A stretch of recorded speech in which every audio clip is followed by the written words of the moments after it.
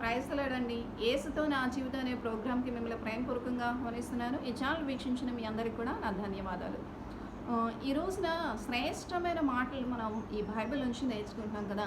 దానిలో భాగంగా ఒక మంచి శ్రేష్టమైన మాటలు మనం బైబిల్ నుంచి నేర్చుకుందాం. ప్రార్థన చేసుకునే ప్రార్థన. యేసయ్య గొప్ప దేవుడా నీకు వందనాలు. శ్రేష్టమైన జ్ఞానంతో మీరు మాతో మాట్లాడమని యేసు పరిశుద్ధ నామమున ప్రార్థన సమర్పించుకుంటున్నాం తండ్రి. ఆమేన్. ప్రైజ్ ది లార్డ్ అండి. అందరూ ఎలా ఉన్నారు? ఈ ఛానల్ వీక్షించిన మీ అందరికీ కూడా నా ధన్యవాదాలు చెల్లించుకుంటున్నాను.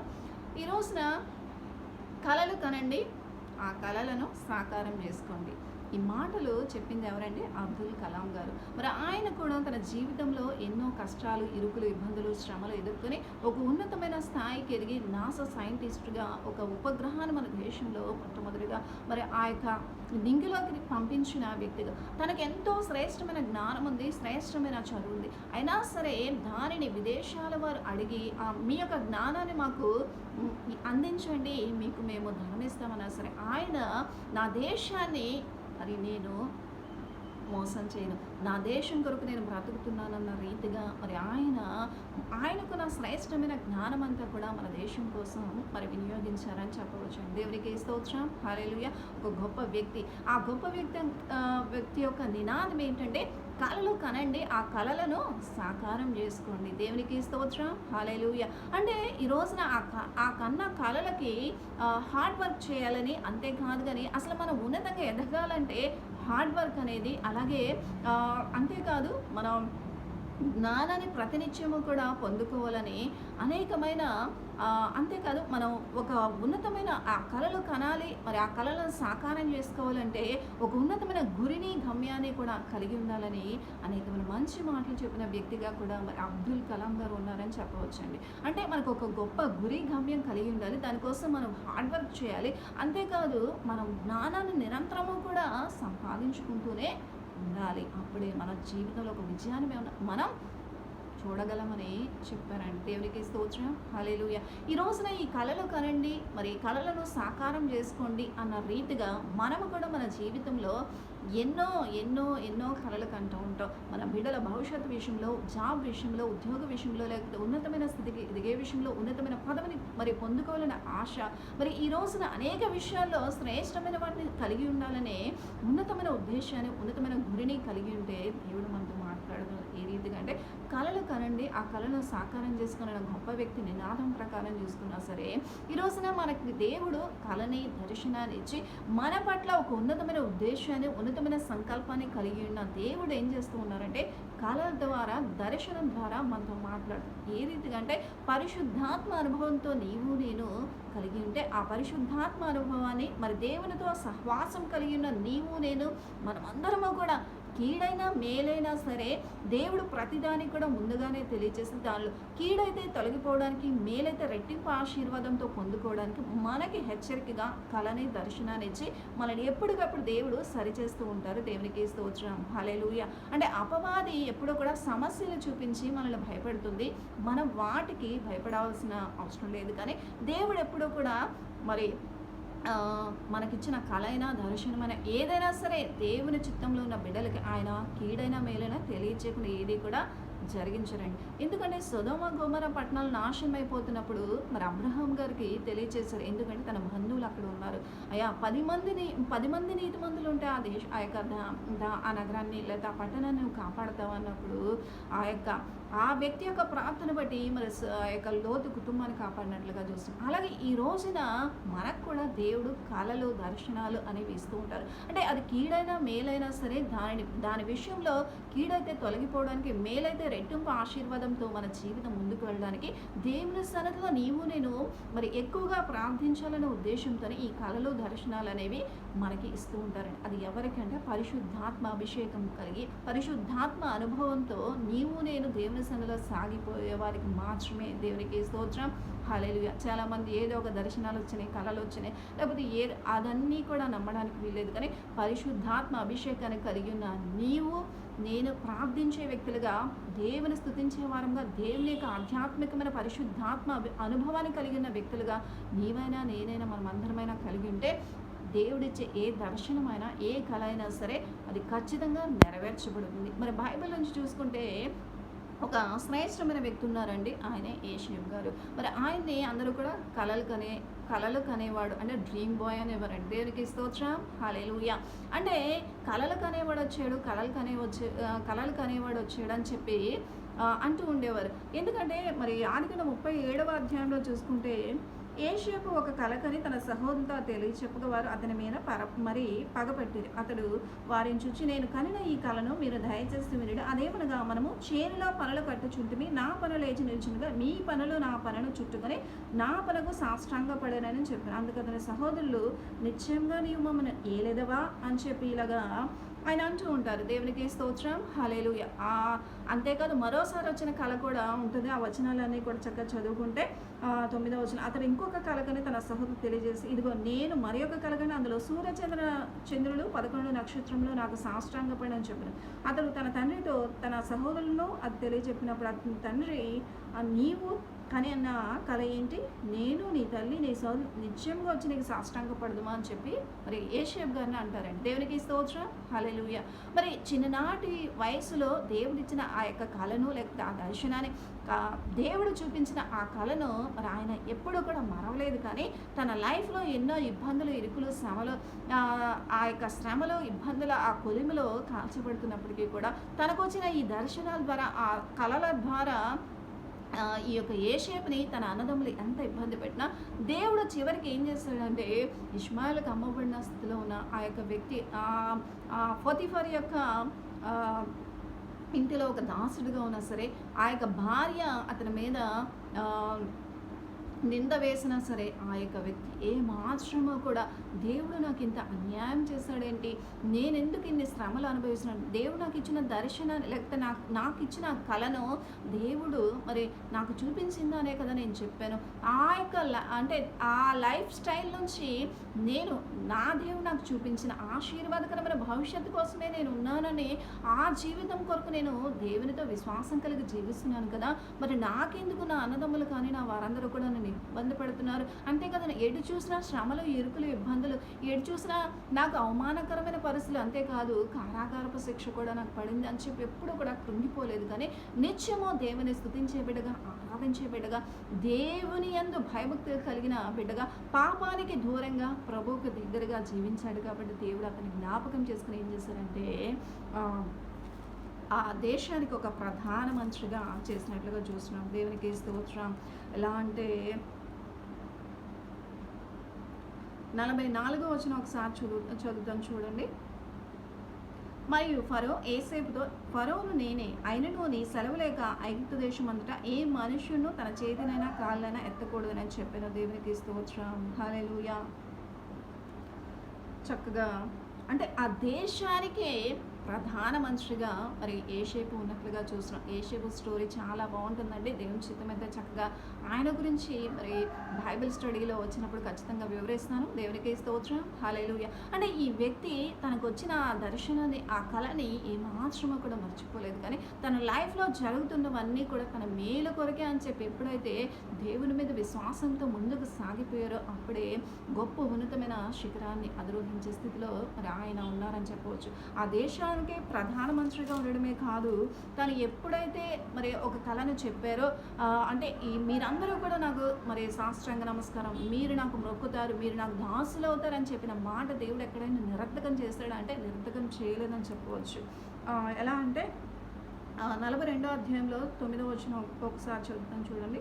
ఏసేపు వారిని గూర్చి తాను కనిన కలలు జ్ఞాపకం చేసుకొని, మీరు వేగుల వారి దేశం కూడా తెలుసుకుని వచ్చిద్రని వార్తనగా, వారు లేదు ప్రభువా, నీ దాసులమైన మేము ఆహారం కొరడికే వచ్చితిమి, మేమందరం ఒక్క మనిషి కుమారులము. దేవునికి స్తోత్రం, హల్లెలూయా.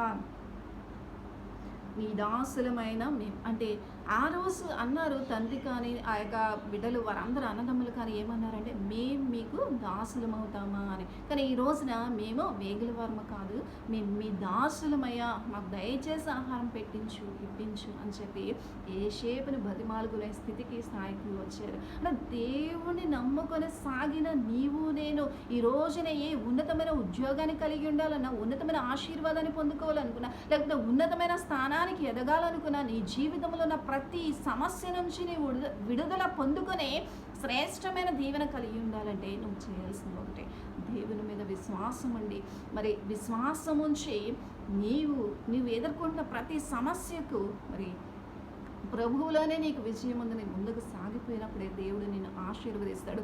అనేకులకు దీవెనకరంగా, అనేకులకు మహిమకరంగా నిన్ను మారుస్తాడు. మరి ఏషేపు తన కళను మర్చిపోలేదు. దేవుడు ఖచ్చితంగా ఆయన చిత్త ప్రకారమే నా లైఫ్ వెళ్తుంది, నా గురి గమ్యము, నేను కష్టపడుతున్నాను, శ్రమ పడుతున్నాను, నా యొక్క స్థితిని దేవుడు చూస్తున్నాడు అని చెప్పి ఆయన చూడట్లేదని ఎన్నడూ కూడా మరి ఆ యొక్క యేషపు పలికినాడు. ఆ యొక్క పొతిఫరు భార్య వచ్చినప్పుడు కూడా నా దేవునికి వ్యతిరేకంగా నేను ఈ దుష్కార్యం ఏ రీతిగా చేయను అని చెప్పి, అంటే ప్రతి నిత్యము కూడా తన తల్లిదండ్రులు లేకపోయినా, అన్నదమ్ములు లేకపోయినా, తన వారనేవారు ఎవ్వరూ కూడా తన చుట్టుపక్కల లేకపోయినా ఎంత పవిత్రంగా పరిశుద్ధంగా జీవించాడో, ఆ పవిత్రత, పరిశుద్ధత, ఆ హార్డ్ వర్క్, అలాగే తనకున్న జ్ఞానము, అలాగే తనకున్న శ్రేష్టమైన దేవుని మీద నమ్మకము, విశ్వాసము ద్వారా శ్రేష్టమైన పదవిని, శ్రేష్టమైన స్థితిని పొందుకోవడమే కాదు, తను ఏదైతే చెప్పాడో ఆ కళని మన దేవుడు దర్శన రీతిగా నెరవేర్చిన స్థితిని బట్టి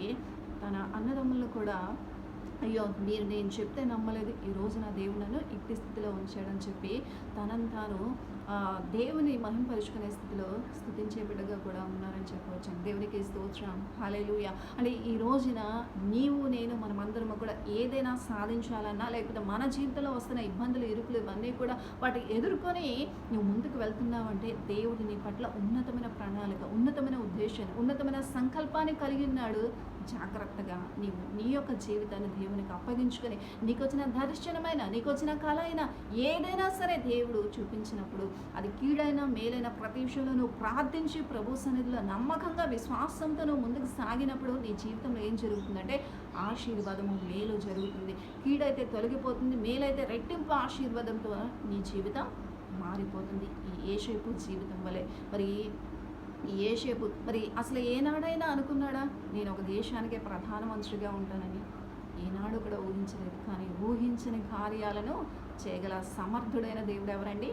మన సర్వసృష్టికర్త అయిన దేవుడు. కాబట్టి ఈ రోజున కళలు కనండి, కళలను సాకారం చేసుకోండి అని చెప్పిన పెద్ద ఆయన అబ్దుల్ కలాం గారి మాటల ప్రకారముగా మన బైబిల్ కూడా ఒక మంచి సత్యాన్ని తెలియజేస్తుంది.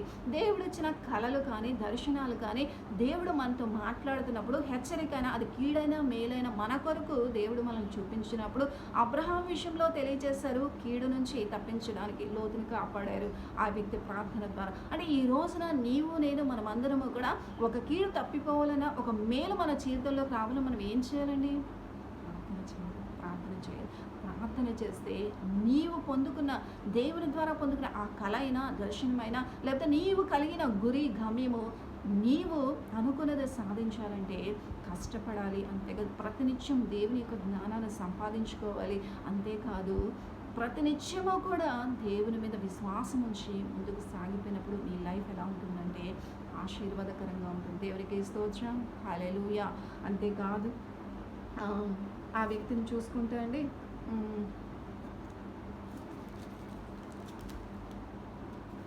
ఒంటరివాడిగా ఉన్నాడు. ఆ వ్యక్తికి వివాహం కూడా చేసి, ఒక్కసారి చూడండి 45వ వచనం, మరియు ఫరో యేషేపునకు జప్నత్నేహు అని పేరు పెట్టి అతనికి ఊరు యొక్క యాజకుడైన పొతిఫెరా కుమార్తె గసను అతనిచ్చి పెళ్లి చేస్తుంది. దేవునికి స్తోత్రం, హల్లెలూయా. ఒక దేశానికి ప్రధానమంత్రిగా చేయడమే కాదు, ఆ వ్యక్తి ఒంటరిగా ఉండడం దేవుని చిత్తము కాదు. కాబట్టే ఆ వ్యక్తికి చక్కగా శ్రేష్టమైన ఆ బ్యాచిలర్ లైఫ్ నుంచి ఒక శ్రేష్టమైన వివాహ జీవితంలోకి అడుగుపెట్టే విధంగా తన పవిత్రతను కాపాడుకున్నందుకు దేవుడు ఇచ్చిన గిఫ్ట్ ఒక మంచి వివాహ జీవితం అని కూడా చెప్పవచ్చు. అంటే ఈ రోజున నీవు కన్నా కళలు, దర్శనాలు, లేకపోతే నీవు కలిగి ఉన్న గురి గమ్యము, వాటి పట్ల నువ్వేం చేయాలంటే ఉన్నతమైన సంకల్పాన్ని, ఉన్నతమైన ఉద్దేశాన్ని కలిగిన నీవు వాటి పట్ల హార్డ్ వర్క్, అంటే నీవు కష్టాలు, ఇబ్బందులు వాటన్నిటిని కూడా ఎదుర్కోవాలి. అలాగే ప్రతినిత్యము దేవుని మీద జ్ఞానాన్ని సంపాదించుకోవాలి. అంటే ఏ విషయంలో ఎలా ఉండాలనేది నీవు నేర్చుకోవాలి. అంతేకాదు నీకు వచ్చే శ్రమల మధ్య దేవుని మీద విశ్వాసం ఉంచి నువ్వు ముందుకు సాగిపోయినప్పుడు ఈ ఏషేపు వలె నీ జీవితం కూడా ఉన్నతమైన స్థానానికి, ఉన్నతమైన శిఖరాలను అధిరోహించే స్థితులకి మరి దేవుడు తీసుకురాగలడు. దేశం యొక్క ఉన్నతమైన స్థలముల మీద నిన్ను నిలుపుతాడని చెప్పి యెషయా 58:14 ఉంటుంది కదా. ఆ రీతిగా అంటే ఈ రోజున దేశం యొక్క ఉన్నత స్థలముల మీద నిన్ను నన్ను నిలబెట్టాలంటే, అంటే ఉన్నతమైన ఆశీర్వాదాన్ని, భవిష్యత్తును నీవు కానీ, నేను కానీ, మన బిడ్డలు కానీ, మన కుటుంబాల్లో ఉన్న ప్రతి వ్యక్తులు కూడా పొందుకోవాలి. మనం ఏం చేయాలండి? మనం ఒక గురి గమ్యాన్ని కలిగి ఉండాలి. అంటే దేవుడిచ్చిన కళా దర్శనం అనేవి నెరవేర్చబడే వరకు కూడా మనం దేవునిలో నమ్మకంగా సాగిపోతే మన కళలు, దర్శనాలు ఆశీర్వాదకరంగా నెరవేర్చబడతాయి.